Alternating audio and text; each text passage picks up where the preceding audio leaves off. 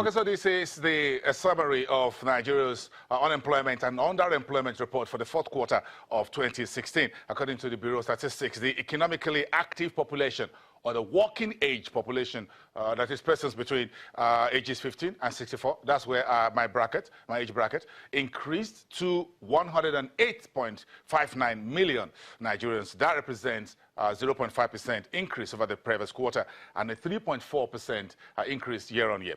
And then in fourth quarter, that's December ending 2016, the labor force, that is those within the working age population, able and actively looking for work, increased to 81.15 million Nigerians.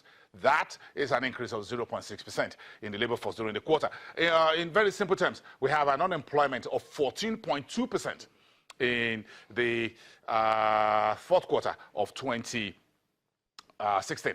Michael Adeleye is a management consultant and is here in the studios with us to look at this monster and see how we can throw some ropes around this monster and try to tame it. Good morning. It's good to have you. Good morning. Thanks for having me. This is one very serious problem. If you look at the unemployment figure from 2014, we've been a little bit of a zigzag, but again, from first quarter of from around 2014, this figure has suddenly gone massively from around 6.4% to almost 15%. 15%. Absolutely correct. There are a lot of factors that actually brought up these figures. If you look back, we have unemployment and we have underemployment. Now, underemployment are the people who actually have to forgo what their skills they studied in the university, what their skills are, to go do something else. As a banker, you become an Okada rider. Absolutely. So that actually increases up to about 7%. Okay? But unemployment per se has actually risen from the last quarter in 2016 to 14.2%. That is staggering. That is the highest unemployment we've had since 2009. Now, if you look at all these factors, what actually contributed or actually caused this shift in the market or in the labor force, I can begin to tell you 1 to 100, all this in indices. A number of reasons. Reasons, yes. Okay? Well, what's the chief among them? I will start from, we have a huge number of able people in the economy to work, but they lack the skill that employers are looking for. Now, I was fortunate to listen to the Minister of Labour and Employment and Productivity. And I began to ask myself the question, what he's talking about doesn't correlate what the ordinary Nigerians who are actively looking for work really want to hear.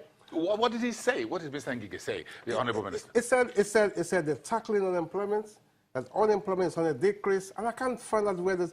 He should have studied the NBS figure to actually see what the figure is actually telling all Nigerians. I mean, from 10.9% to 14.2%, that is staggering. Now, his ministry and the education ministry needs to be working together.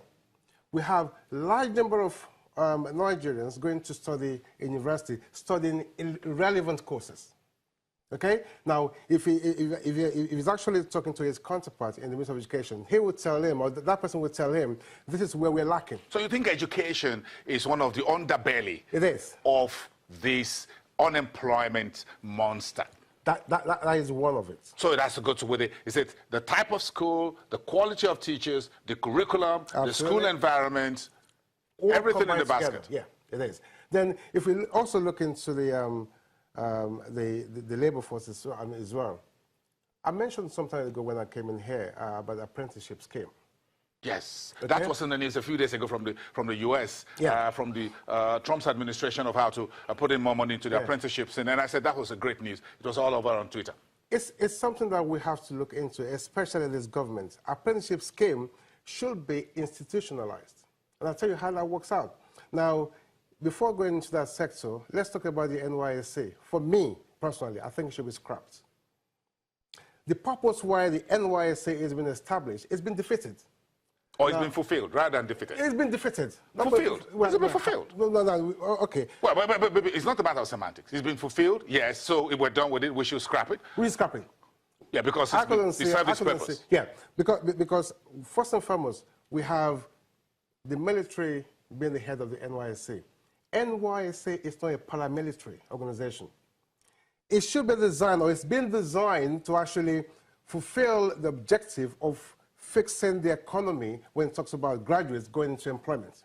Okay? Now, why do we have military as the head of NYSC when we should have businessmen and businesswomen who actually understand the economy to head the NYSC in the first place?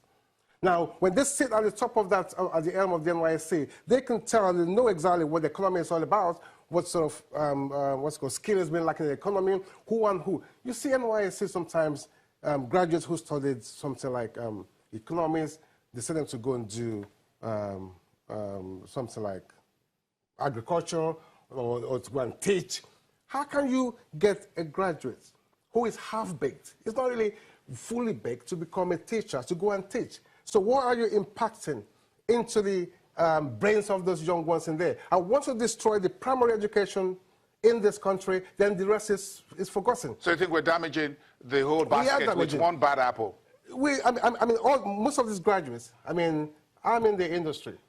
We interview every day, we speak to them every day, we do a lot of mentoring every day, and when they communicate with you, you're going to be asking yourself, how does this person walk through the four walls of university? I agree with you. I agree with you. I don't want to relate some experiences, but I was many years ago, sitting on an interview panel for a student, a graduate of economics, who couldn't tell what a stock exchange really was. And he says, well, a stock is where a stock is where a stock exchange is. He said, no, I don't really know. And that was close to 12 years ago. Yeah. And I almost fell off my feet because this is a graduate of economics who couldn't tell what a stock exchange is. But again, if you go look at the NYSC, do you think that perhaps the Presidential Council on Business should be brought in to the NYSC, because we have thousands of pool of young people who are vibrant, who know a lot more about Internet of Things than they know about anything else, that we can actually harness them